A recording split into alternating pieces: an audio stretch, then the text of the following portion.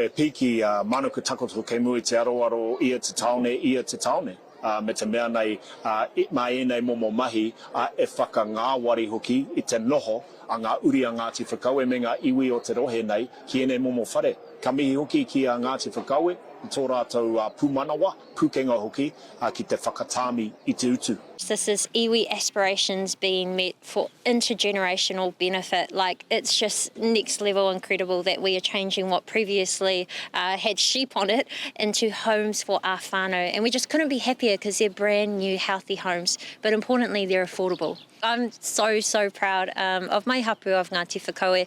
But Ngāti Whakaue Tribal Lands have already proven that they are successful developers. We've already unlocked this land for many whānau behind us, including 80 affordable rentals in the past, including kaumātua flats. So honestly, I'm just so stoked that here we are doing the second round and second stage of it. Iwi organisations want to expand their economic base so they can create better social outcomes for their people. And that's exactly the same desire that I have as Prime Minister and our government as well. So, we find there's very good alignment in what we're trying to achieve. We now have partnerships between community, business and iwi working together on community housing to make sure that we get people into homes. That's what Tama has driven very, very successfully.